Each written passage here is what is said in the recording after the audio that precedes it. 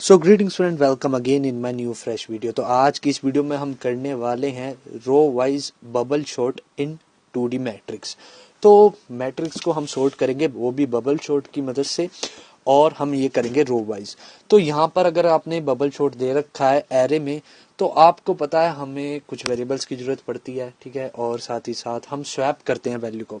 तो इसी तरह मैं यहाँ पे मैट्रिक्स को सोल्व करने के लिए यहाँ पर मैंने तीन वेरिएबल को डिक्लेयर कर लिया आई जे के, जो कि मेरा फोर लूप लगाने वक्त काम आएंगे, और साथ ही साथ टेम्प वेरिएबल डिक्लेयर कर लिया है। और अब मैं यहाँ पर करने वाला हूँ मैट्रिक्स को डिक्लेयर। आप चाहे तो मैट्रिक्स को स्कैनफ के थ्रू यूजर से इनपुट भी ले सकते हैं, बट यहाँ पर वीडियो शॉर्ट बने और आप जल्दी से सीख जाएं कि हम कैसे कर सकते हैं row wise bubble sort in matrix के लिए। तो हम यहाँ पर क्या करते हैं, पहले से ही मैं अपनी तरफ से कोई भी रैंडम वैल्यू इन मैट्रिक्स में डाल देता हूँ, ठीक है। तो यहाँ पर मैं चाहूँगा कि यहाँ पर अनसॉर्टेड वैल्यू है, ठीक है, और इसे हम सॉर्ट करेंगे असेंडिंग ऑर्डर में रो वाइज। तो यहाँ पर मैंने मैट्रिक्स की वैल्यू को डिक्लेयर कर दिया है, और साथ ही साथ मैंने फॉर लूप के वेरिएबल्स को भी यहाँ पर डिक्लेयर कर दिया, आई जे के और टेम्प को भी, ठीक है। तो यहाँ पर अब हम करेंगे शॉर्ट। यहाँ पर मैं CLR SCR लिख देता हूँ कि अगर मान लिया कंसोल में कुछ चीज मिल जाती है तो वो पहले क्लियर स्क्रीन कर दे। और अब हम लिखेंगे फॉर लूप। तो यहाँ पर मैं फॉर लूप लिखने जा रहा हूँ, जो कि हमारा लेगा पहली रो के लिए।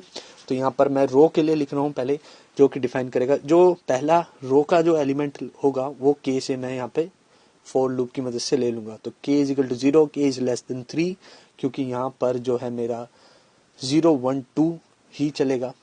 तो यहाँ पर अगला जो आई के लिए मैं फॉर लूप डिफाइन कर रहा हूँ, यहाँ पर इसे मैं डिफाइन करूंगा कॉलम के लिए।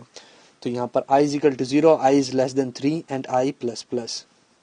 देन अब मैं चाहूंगा कि मेरा जो कॉलम है और जो रो है, ठीक है, उसमें जो एलिमेंट मिला है वो दूसरे कॉलम से कंपेयर हो उसी रो में। तो यहाँ पर मैं एक जे फॉर लूप में लगाऊंगा, जिसमें मैं वैल्यू लिखूंगा i प्लस 1, और ये जे जो होगा ये भी लेस देन होगा 3 से, और हर बार अपने आप को इंक्रीमेंट करेगा। तो यहाँ पर मैंने तीसरा फॉर लूप भी लगा लिया है, जो कि मेरे सेकंड कॉलम को लेगा उसी रो में, और जो कि कंपेयर करेगा उसी रो के पहले कॉलम से। तो इसी तरह मैं यहाँ पर कंपैरिजन लिख देता हूँ, इफ ए के आई इज ग्रेटर देन ए के और जे, क्योंकि जे हमारा दूसरे कॉलम को रिप्रेजेंट कर रहा है। तो यहाँ पर मैं लिख देता हूँ जे।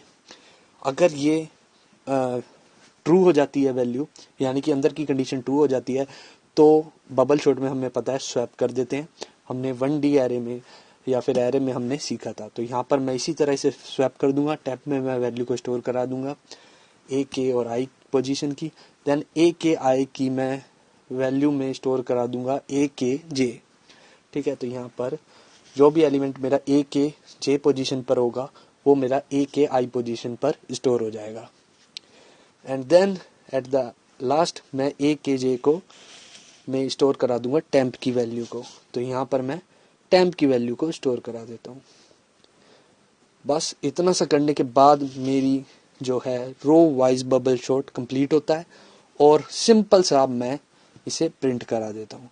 तो यहाँ पर प्रिंट कराने के लिए एज यूजुअल मुझे दो लूप की जरूरत पड़ेगी, क्योंकि यहाँ पर मेरे पास जो है मैट्रिक्स है जिसमें मैं रो और कॉलम में डिफाइन करूंगा। तो यहाँ पर सबसे पहले मैं लिख देता हूँ असेंडिंग, ताकि यूजर को पता लगे कि जो भी एरे है, जो भी मैट्रिक्स है, इसे हमने असेंडिंग ऑर्डर में सॉर्ट करा है। तो यहाँ पर मैं असेंडिंग लिख देता हूँ, और साथ ही साथ अब हम चलते हैं अपने लूप की तरफ।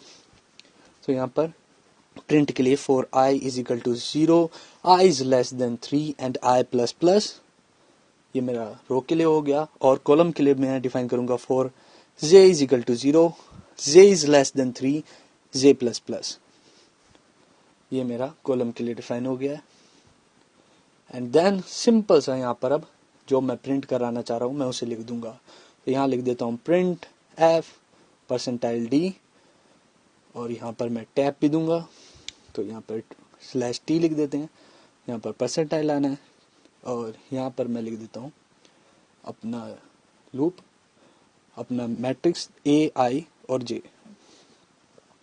इतना कराने के बाद मैं इसे रन कराता हूँ, और ये मेरा कंपाइल हो रहा है। यहाँ पर ये मुझे एरर शो कर रहा है ये एरर शो कर रहा है CLR SCR इसे फंक्शन नहीं पता क्या है, क्योंकि यहाँ पर मैंने उस लाइब्रेरी को इंक्लूड ही नहीं करा है। conio.h बेसिकली यूज़ होती है हमारी कंसोल के लिए, तो यहाँ पर मैंने इसे रन कराया और ये मेरे पास असेंडिंग में तो आ गया, बट ये एक ही लाइन में आ रहा है, तो इसलिए यहाँ पर मैं नीचे /n का यूज़ कर लूँगा ताकि ये मेरा अगली लाइन में जंप कर जाए। तो यहाँ पर मैं लिख देता हूँ printf/n और अब मैं इसे रन कराता हूँ। तो रन कराने के बाद मेरा जो मैट्रिक्स था वो सॉर्ट हो चुका है रो वाइज। मैं अगर बात करूं तो पहले रो में मेरा डेटा था 459 और यहाँ मैं देख सकता हूँ असेंडिंग ऑर्डर में 459, पहली में था 549, फिर दूसरे में आ गया 459। तो मैं उम्मीद करता हूँ कि वीडियो आपको पसंद आई होगी। अगर आई है तो प्लीज़ लाइक करें एंड शेयर करें। Thank you.